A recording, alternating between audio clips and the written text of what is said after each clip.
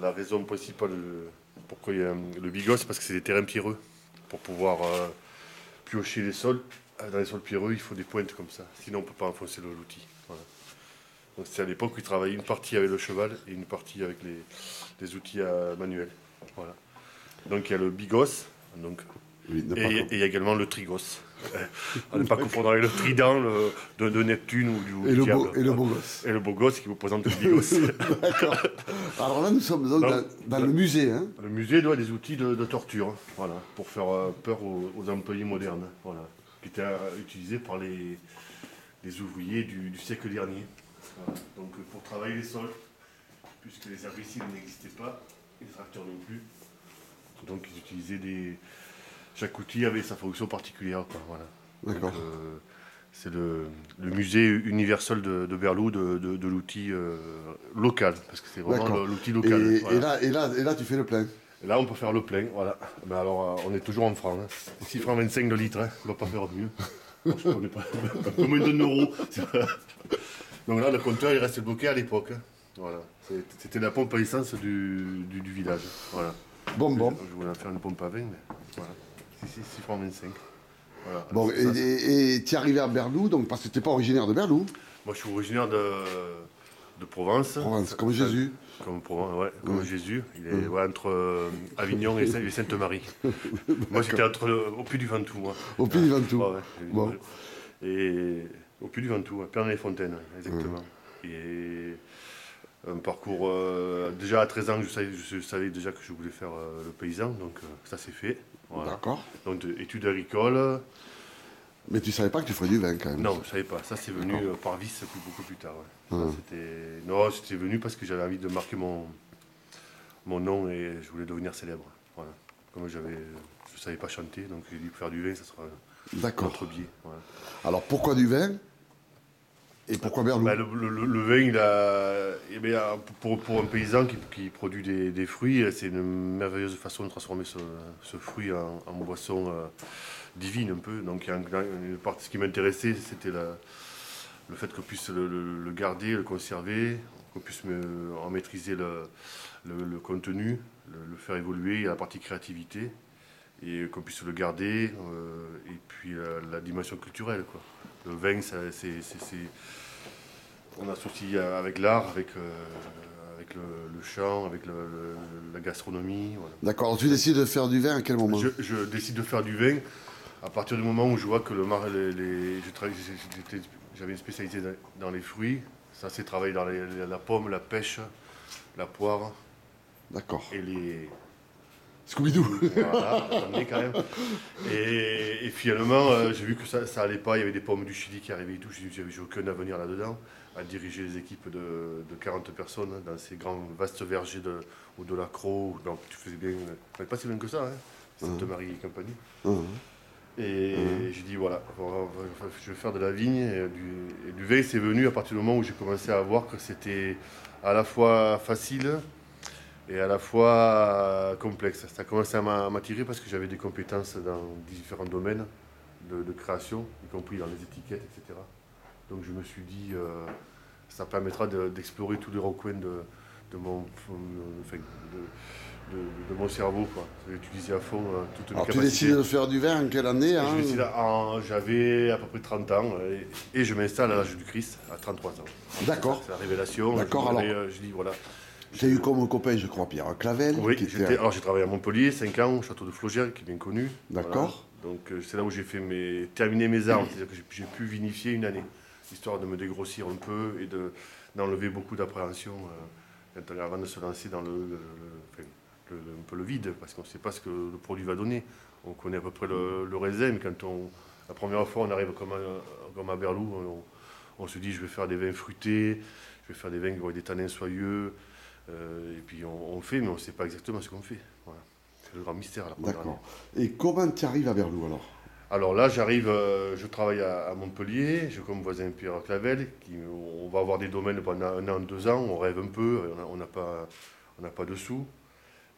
Donc on va avoir d'autres domaines, mais bon, on ne peut pas les acheter, j'ai pas de sous moi. Donc je décide de m'éloigner de Montpellier, la périphérie de Montpellier est trop chère.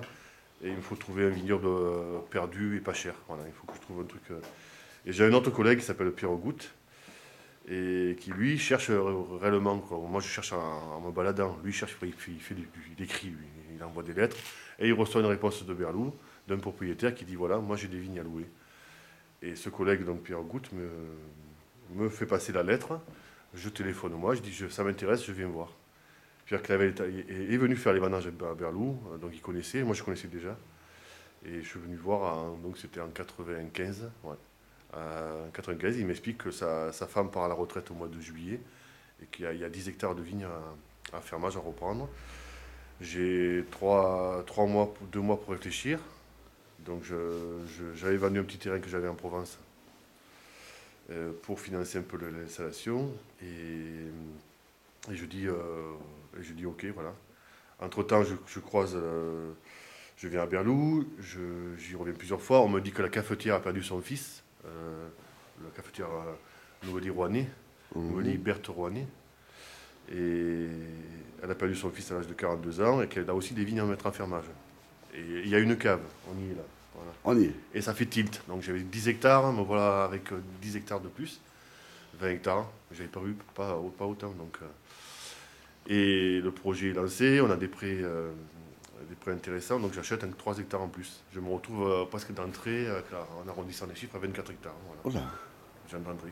On a toujours 26, 27 hectares, 28, 30 hectares maintenant. Voilà. D'accord. J'ai jamais travaillé sur de petites surfaces. Toutes petites, quoi. Voilà. Et voilà, et la cave, c'était l'ancien dépôt du café du village. Donc la pompe à essence était en bas. D'accord. Et ici, il y avait du charbon, du foin, des graines à semer, il y avait, voilà, il y avait de l'engrais d'Obi, et non pas de la daube d'engrais. Il y avait, voilà, il y avait tu pouvais boire même du Mori, voilà, une vieille affiche, voilà. Là, c'est les vieux Saint-Chamond. C'est pas les Saint-Chamond, c'était des marques italiennes, ça, des Tosselli. Ça, il y en avait quelques-uns sur le village, pour labourer les vignes. Voilà. D'accord. Moderne, voilà.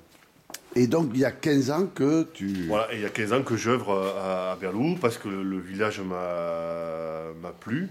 Les vignes n'étaient pas très très chères par rapport à la qualité du terroir. Moi, j'ai toujours dit que Berlou, c'était un peu le côte routier du Languedoc.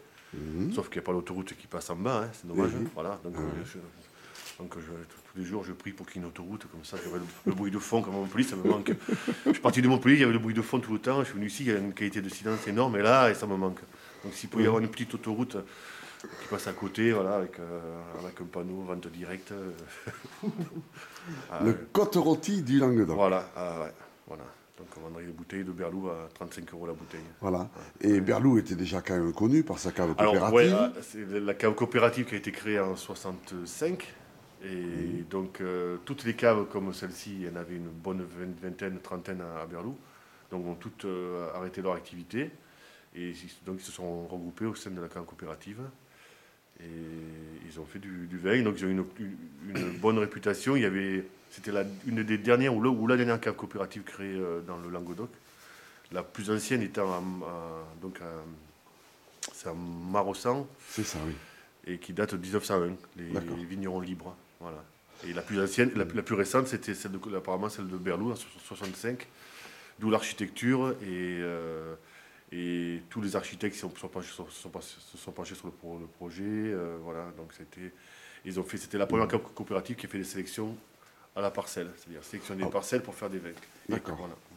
Alors, tu es resté longtemps le seul vigneron indépendant, pratiquement. Alors, il y avait les caves Combes, mais Oui. il n'y avait pas de repreneur, mais j'étais le défricheur des caves indépendantes. Ouais. Voilà. Donc, et maintenant, quand même, je crois qu'il y a combien 3-4 vignerons de plus. Voilà, donc j'ai tracé un peu le premier sillon. C'était un peu le premier micro-sillon au départ. Et maintenant, on a avant l'invention du CD, on creusait les micro-sillons au départ. Et combien de micro-sillons Et donc maintenant, Lagrange Léon. Voilà, au départ, Annick est venue. Annick, lui, du domaine non, de la cave coopérative, alors je leur fais encore un nouveau procès, mais ne voulait pas d'installation, parce que j'ai dû lutter. D'entrée, j'avais un avocat que je ne payais pas, mais d'entrée, il m'a fallu un avocat parce qu'il considérait que les vignes de la cave copée, c'était les vignes de la copée, c'était pas au propriétaire. C'était l'aspect un peu coco, voilà. C'était le kolkhoz. Voilà. D'accord. Voilà. Donc ils ont fait tout pour que je ne puisse pas venir t'installer. Ça a été le cas pour d'autres domaines comme l'Oustal Blanc qui voulait s'installer un peu plus haut, qui n'a pas pu s'installer. C'est Annick qui est venu à sa place et qui restait en coopérative, qui a joué un peu domaine de Cambis, qui a fait un petit peu le cheval de Troie, qui est rentré dans la coopérative et qui en est sorti ensuite. Donc là, ils ont été bousés. Et ensuite, Richard Carpena avec Peine et Marguerite. D'accord. Et après le dernier arrivé, donc La Grange Léon avec Joël et Véronique Fernandez. Voilà, tout à fait. Voilà, et donc j'ai montré un peu une voie, puis parce que Berlou reste quand même un fabuleux. Et donc maintenant, il y a une appellation. Une appellation village qui demande d'être encore reconnue. Donc un vrai travail de fond. Moi j'estime qu'une appellation, il faut à peu près 20 ans pour qu'elle soit connue et 40 ans pour qu'elle soit reconnue. Donc on a du pain sur la planche, hein. On peut en faire des films. Hein. Donc, et voilà, et donc et puis il faut créer un certain dynamisme. Donc on va encore relancer un peu les manifestations avec le Berlou. C'était un peu endormi parce que chacun a un peu le nez dans le guidon de son motoculteur, j'allais dire.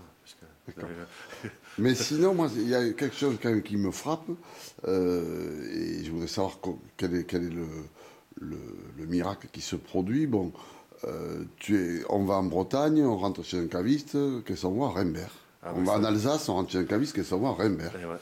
On ouvre le guide Parker, qu'est-ce qu'on voit? Rembert. Alors, tu es connu dans le monde entier, comment ça se fait? C'est ça. Toi, un garçon si modeste, déjà, il y a 15 ans de travail derrière. Hein, déjà, donc, d'entrée, j'ai eu la chance, c'est que le Languedoc, quand j'ai commencé à commercialiser mes premières bouteilles en 97, il y avait une vraie demande du marché. C'est l'époque où les gens buvaient du vin. C'était les derniers soubresauts encore, et y compris en Bretagne, y compris dans tous les pays. Donc j'ai eu la chance de me faire remarquer aussi par un style un peu particulier. C'était un style assez fruité, les tanins plutôt soyeux. À l'époque où les vins les plus cotés, on était sur la surextraction, on était sur le passage en fût, sur des syrahs. Et moi j'ai toujours eu ce style un peu assez frais, aérien, comme je dis, des vins pas forcément compliqués, complexes mais pas compliqués. Des vins malgré tout qu'on boit, quoi. Et contrairement à ce qu'on pourrait dire, même Parker n'aime pas forcément les vins surextraits. La preuve, j'étais sur le guide depuis très longtemps. Voilà. J'ai vendu aux États-Unis, j'ai vendu partout. Tu as une fan avec Lolita, là. Ah oui. Voilà. On va chez Lolita, qu'est-ce qu'on va? Voilà, ça c'est fait. Non, ouais. Et j'ai toujours fait un effort énorme pour garder ce... Je pensais qu'il fallait faire un effort énorme pour garder mon style, et en fait, ça vient naturellement. Voilà. Parce que quand je travaille à la cave, je me fais aider par un aide caviste, donc on pourrait dire que la magie n'opérera pas au niveau des vinifications, et puis on retrouve toujours quand même une forme de fraîcheur dans mes vins, quoi. Voilà. Donc, mais écoute, c'est toi qui l'as dit, c'est naturel. Hein, c'est naturel, mais il faut rester vigilant. Naturel, mais je suis quelqu'un qui a toujours dit depuis le début que pour continuer à faire bon, il faut faut toujours se poser des questions, quoi. C'est jamais acquis. Donc on est tout le temps dans le questionnement. C'est pour ça que c'est assez faire vigneron, c'est à la fois assez euphorisant, il y a beaucoup de plaisir, mais il y a beaucoup de notions d'inquiétude et de questionnement permanent, quoi. Il faut chercher le naturel, quoi, si je comprends bien. Il ne faut pas le chasser. Ouais, il faut toujours chercher le naturel. Ouais, non, c'est vrai, il faut toujours se poser des questions, parce que c'est là où on fait des erreurs, c'est quand on ne se pose plus de questions, on le fait machinalement, ça se pose des questions, et pourquoi on le fait, et comment on le fait. Et c'est vrai c'est ce qui fait qui entretient la passion, quoi. Et la passion, c'est entretenu c'est un feu perpétuel, quoi. Donc c'est toujours en mouvement, et il faut toujours se poser des questions, quoi. Et la question était est-ce qu'il fallait un petit peu de folie pour être vigneron, et je pense qu'il en faut un peu. Ouais. Mais c'est pas obligatoire, mais c'est plutôt recommandé. Un peu passionnément beaucoup. Bon, peut-être on va visiter les installations. On va visiter les modestes installations. Allez.